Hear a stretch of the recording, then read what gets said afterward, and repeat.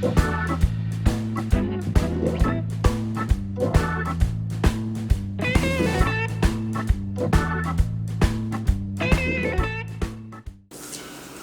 Todd from the Woodturning Tool Store again. Glad to be with you and glad you're joining me. This is going to be a tutorial on the hook tool, using the hook tool and some of the ways I've learned to describe its use and stuff through many demonstrations I've had. So stick with me, learn about the hook tool, click subscribe and leave a comment. Be happy to answer any questions you have about the hook tool. Or any other tools I have available on woodturningtoolstore.com. Thanks again, and let's get to it. Okay, first a few things about the hook tool. So here's the hook tool here. It's about 2.5 inches in total length. You've got the bevel on this one side and the cutting edge on the top side here. So. The shaft is about 7 millimeters, and there's 2 flats on either side of the shaft for registering on a set screw. This diameter is about, like I said, 7 millimeters, so to use the hook tool you need a bar to hold it, and I've created a bar to use the hook tool. I'll just zoom out a little bit here so we can get that in frame. So this is the bar. It's 12 inches long, 3/4 inch diameter rod, and the shank here is 5/8 diameter, so it'll fit any 5/8 diameter tool. Up at the end, the business end, we're beveled the point so we don't run into the wood we're cutting. We got 2 set screws in there. I think those are 1032 set screws, and so the hook tool fits in there. The opening on the bar is 5/16, which is a bit bigger than the hook tool, but I wanted it, if you have any other tools that are 5/16 or any bits that are 5/16, you could use this bar for anything else along the way. So we get this mounted in here. Well, before I mount it in there, so what I'll show you now is, along with the hook tool, Michael also and woodturningtoolstore.com sells this 1/4 inch half round hone. Let me zoom back in a little bit. So here's the hone, and its profile is half round. Got flat and round and diamond impregnated honing steel. So to hone the tool, basically you take the inside of the hook and you hone the inside with the half round side. So just a few swipes up and down in there to sharpen that steel is all that's necessary.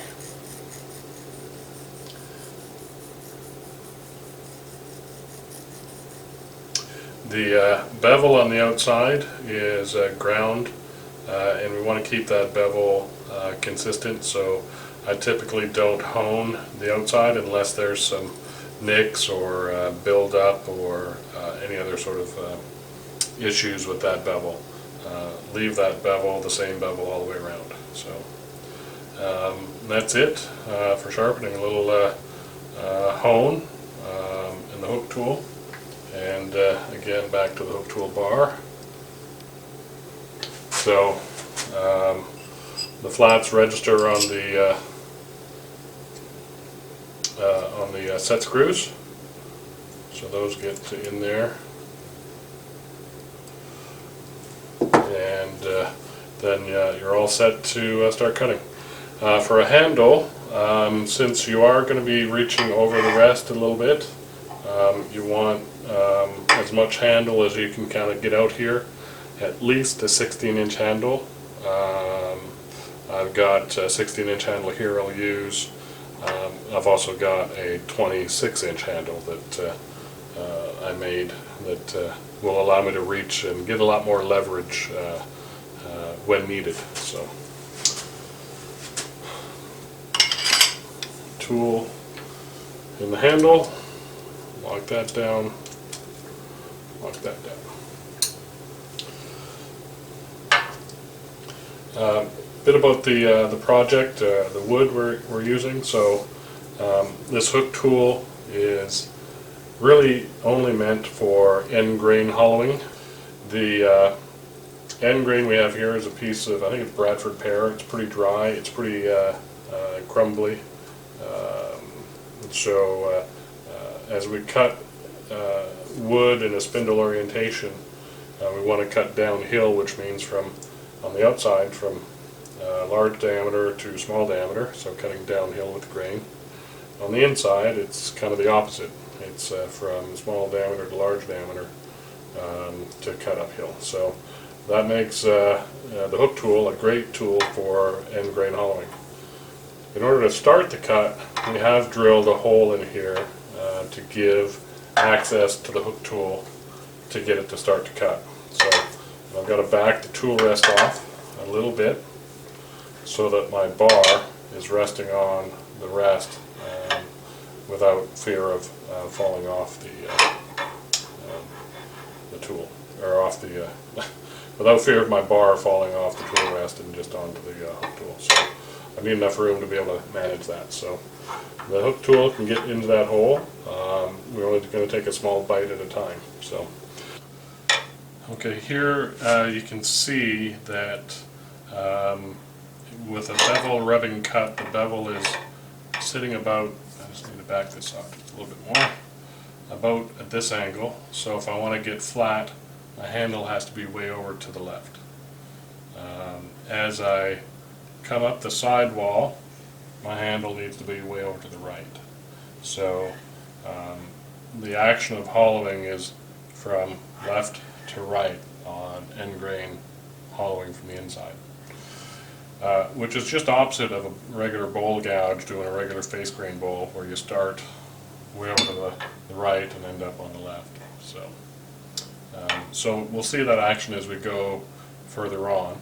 So be sure that you have enough room to swing your handle quite a ways around the lathe. So, and that your tool rest is far enough out to support that bar when you're doing that kind of swing. Push it out a bit further. So there we go. The next critical pieces of information concern the orientation of the hook as we go to cut. So the hook tool, I'm calling this 6 o'clock, so that's right down there. 6 o'clock, this would be 12 o'clock. So the hook pointing down, laying down, is 6 o'clock. I'll go in and I'll make a small twist to 6:30, and that'll get our bevel rubbing right on that bottom quarter here, and we'll be able to pull out and start cutting. I'll do a couple cuts like that, and we'll see how that works, and then we'll stop and talk about it a bit more. The lathe speed doesn't have to be that fast. I'm running it around, I don't know, 1500, just plenty fast with a small piece of wood. You can go faster if need be, but you really don't need to with this tool. So kind of a neutral position right there, right at 6 o'clock. Just slightly rotate it to 6:30.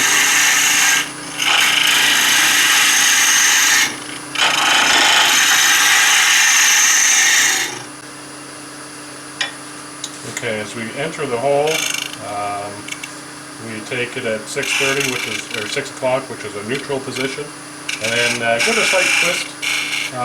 What's that, clockwise, I guess, to 6:30, and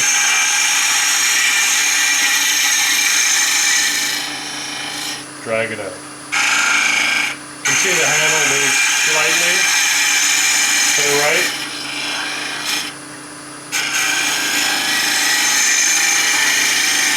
And that's to get that bevel rubbing on the bevel rubbing on the wood. So we'll stop there. We'll take a close look. We'll see what's really happening. So that's an amazing cut. Amazingly smooth surface. Let me see if that will help. So the grain in there is just completely smooth. where this is just torn on the end grain.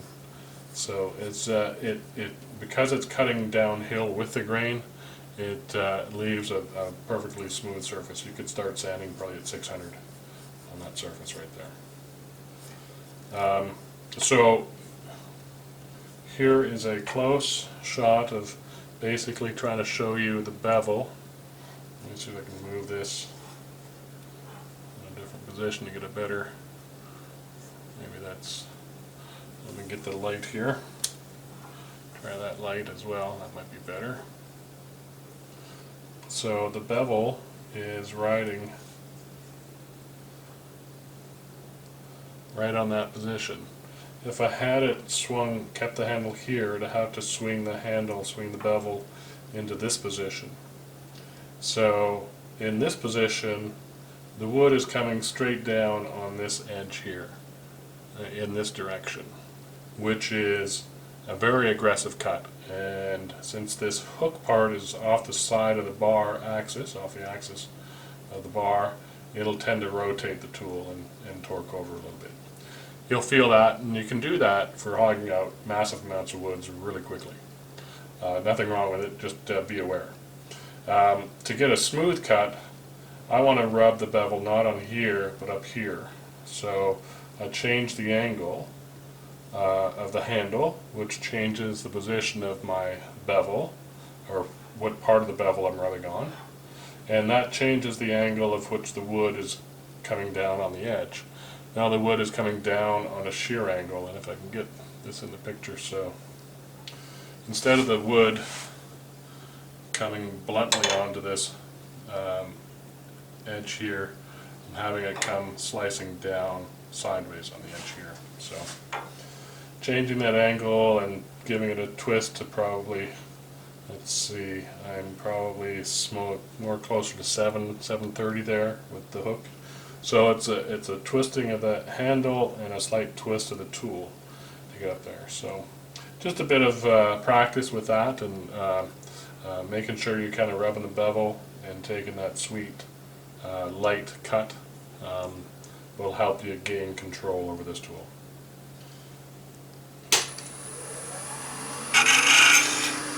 We're doing 6 o'clock neutral, 6:30, spin the handle, a slight twist.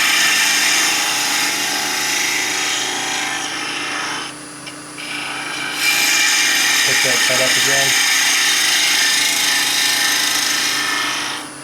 Finish it out to the edge. So I'll show you now, let's see, if I have this shearing angle down in there, if you can see that wood curling off that cutting edge. If I held the tool this direction, then I'm taking a lot of what it wants and it's coming off in different kind of peels instead of spirals. So that's the difference, and the quality of the cut isn't quite the same, but it takes a lot of wood at the same time. So rubbing the bevel, keeping the shear angle, rubbing the bevel, keeping a blunt angle or 90-degree angle. Now to clean that up, you can also scrape with this if you just hold it and keep it at 6 o'clock and just scrape at that edge.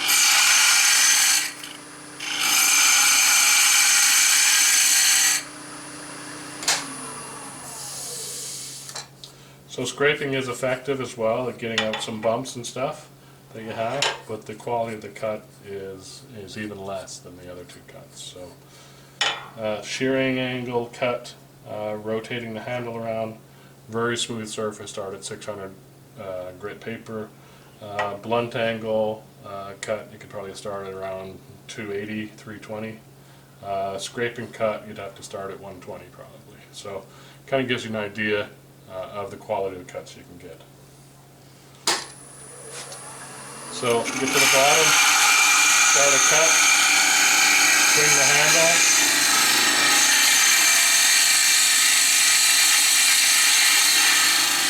bring it all the way to the edge. So as you travel up the sidewall, to keep that shearing angle happening, you have to move the handle quite a ways. So you can see at the exit that my shearing cut is coming right like that, creating those curly Q shavings. So that's the difference of keeping that shearing angle. You get those nice curly shavings. If you have a blunt angle, you're going to have these kind of shavings, which are quite a bit different. So those are the rules that I've learned so far about the different types of cut with this tool. So we'll hollow a bit more.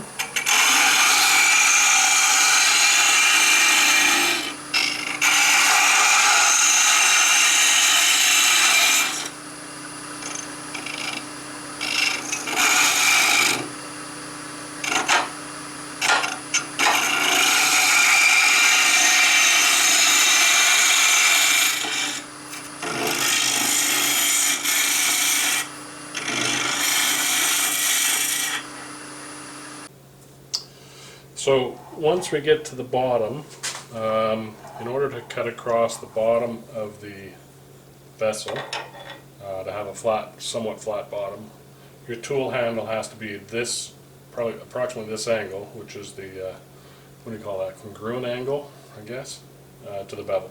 At least the bevel at this point here, where you're going to be cutting. Because when we turn to 630, the angle is probably about like that. So in order to have that angle, which my finger is representing the bottom of the bowl, your handle has to be way over here.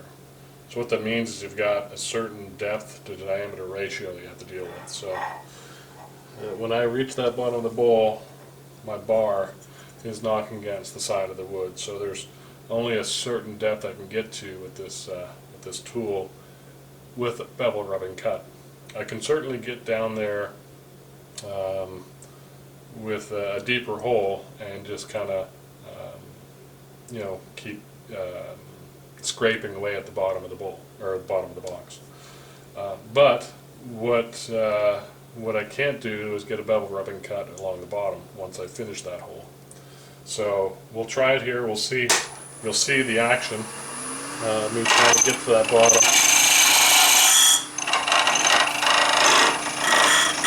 So I'm now rubbing my bar on the side of the bowl.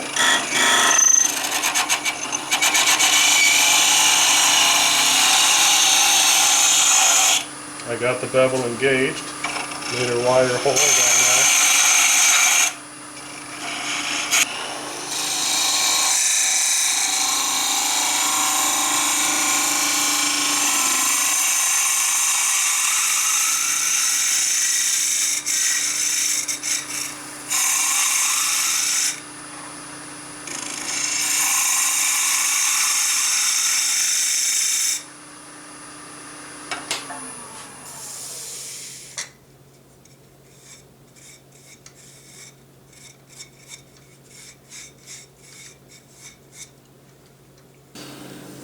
Okay, so that's the hook tool. Hopefully you learned something. Please leave comments and stuff in the below. I'd love to hear some feedback from y'all. And if you're not a subscriber, please subscribe. So thanks very much. Here's the end result of the project. So I made a little sort of cup out of it, if you will. I dyed it red. And I used some sort of black textured paint. And just stuck it around the rim so it's kind of grippy. Little bead detail. It's not the prettiest little thing, but it was kind of fun to do. There's the inside. I'm trying to get some light on that. So my lighting's not very good right now, sorry. So fun little project. Hook tool and the hook tool bar and the hone, all available on our website, so take a look. Thanks again, everyone. We'll see you next time. Bye for now.